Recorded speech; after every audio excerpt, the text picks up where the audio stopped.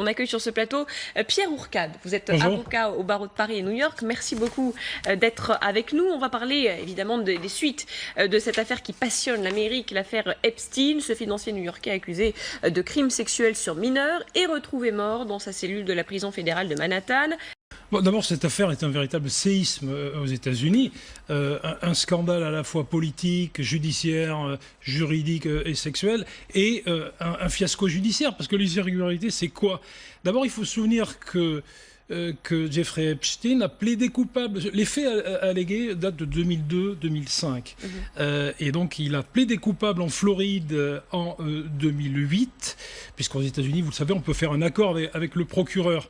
Déjà, cet accord avec le procureur... En fait, il avait été inculpé pour des faits similaires à Pour cette des faits époque. similaires, sollicitation de prostitution de mineurs. Il y avait déjà plus de 36 jeunes filles qui avaient porté plainte. Donc il fait un accord avec le procureur. Le Miami Herald Tribune dit que c'est le deal du siècle pour lui. Donc déjà des conditions assez étranges.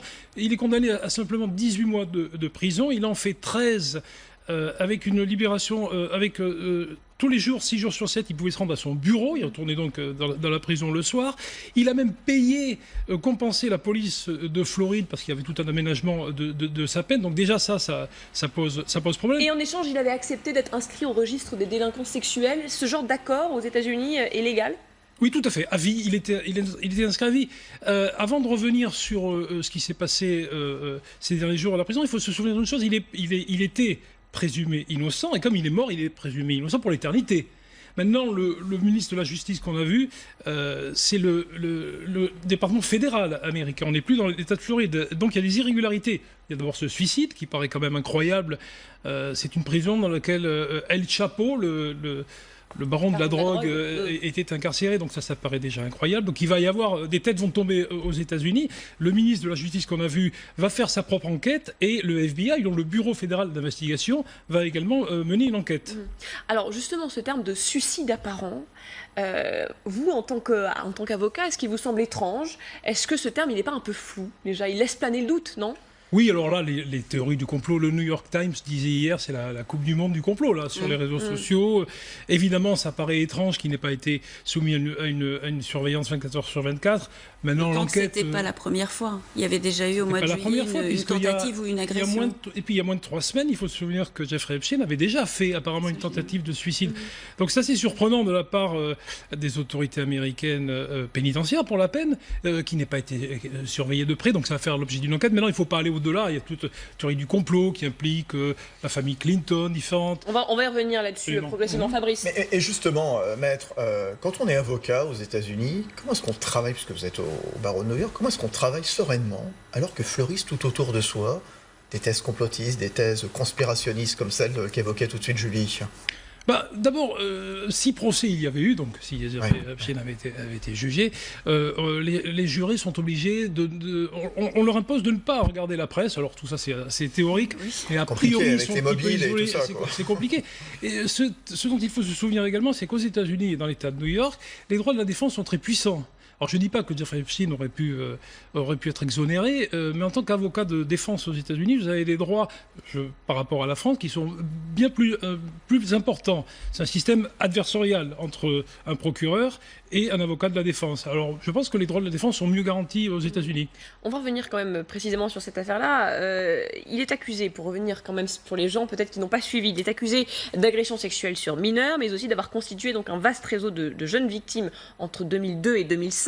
Il faut rappeler qu'il ne s'agit pas de n'importe qui, c'est ça aussi qui alimente les thèses du complot. Il s'agit de quelqu'un qui était ami avec les grands de ce monde, très riche, très puissant, un homme puissant de la jet-set américaine. Oui, tout à fait. D'abord, c'est quelqu'un qui s'est fait lui-même. C'est quelqu'un qui n'a pas tellement de diplôme et qui a évidemment acquis une fortune considérable et qui recevait dans son île des Caraïbes, qui a été visitée par le FBI ce matin, les grands de ce monde, jusqu'au prince Andrew. Ma femme me disait ce matin qu'il était même très ami avec le PDG de Victoria's Secret. Donc il avait des connexions un peu partout. Donald Trump, Bill Clinton... Alors Donald Trump a expliqué que ça fait 15 ans qu'ils étaient fâchés. Bon.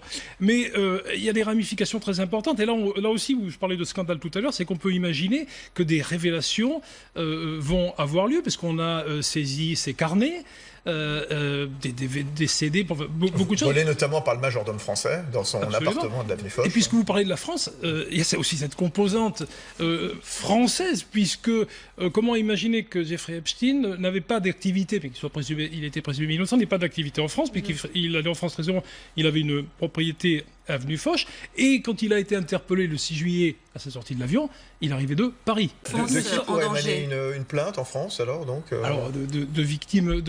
Une association. L'association, elle a fait un signalement au parquet. De victimes françaises ou d'ailleurs de n'importe quelle nationalité, si les faits se sont passés en France. Le climat général, il faut le rappeler, c'est également l'affaire Harvey Weinstein pour la peine, qui aujourd'hui nous paraît presque une petite affaire, parce que les faits dont Jeffrey Epstein était accusé sont quand même très graves. C'est du trafic de mineurs, c'est-à-dire c'est de la traite d'enfants, enfin de. Il y avait parfois jusqu'à 14 ans, donc très jeunes victimes. Jusqu'à 14 ans, il y a plus de, dans l'acte d'accusation que j'ai pu lire, il y a plus de 40 victimes. Il faut aussi savoir qu'au fil des années, Jeffrey Epstein a, au niveau civil, pas au niveau pénal cette fois-là, mais a compenser beaucoup de victimes pour éviter des plaintes civiles. Donc des millions de dollars ont été versés à différentes victimes, mais certaines étaient toujours là pour l'accusé. Au niveau civil, en tout cas, hein, au niveau civil, plutôt que de risquer des dommages et intérêts très lourds, on peut faire un accord avec une victime présumée. Au niveau pénal, c'est complètement différent. Donald Trump, enfin tout le monde connaissait Jeff, comme dit Donald Trump. Et puis Donald Trump, apparemment, s'est démarqué en le virant d'un de ses clubs de golf il y a plus de 15 ans. Les Clinton aussi sont impliqués. Beaucoup, par définition, dans cette affaire, beaucoup d'hommes et de femmes politiques vont être impliqués. On est juste au début des révélations. Comme je disais tout à l'heure, c'est un véritable séisme aux États-Unis. Il va y avoir des enquêtes à la fois sur les complices éventuels, les gens qui ont facilité, puisqu'il y a même la fille de Robert Murdoch, le magnat de la presse australien, qui est impliqué dans cette affaire. Donc c'est une affaire, c'est une hydre. Dans d'autres pays aussi, là on a parlé de la France avec les déclarations des ministres, ça peut gagner d'autres pays, la Grande-Bretagne. Bien sûr, à partir du moment où Harvey Weinstein a voyagé et était présent dans plusieurs pays, on va le découvrir. Jeffrey Epstein, petit lapsus. Jeffrey Epstein était présent, a fait des victimes dans d'autres pays, notamment à Londres. On parle également de Londres, donc il est pas...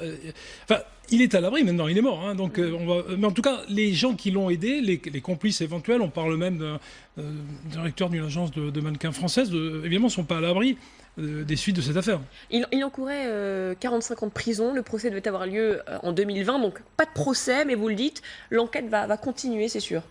Bien sûr, parce qu'il y a tellement de victimes qui s'expriment frustrées donc, de ce suicide. Il y a forcément des facilitateurs, des complices, et le ministère de la Justice qu'on a vu à l'écran a subi un revers. Il va y avoir des démissions là aussi, parce que ce suicide n'aurait vraisemblablement pas dû avoir lieu. Maintenant que Jeffrey Epstein a échappé à la justice, on va aller après ses complices, les gens qui ont participer à ce trafic.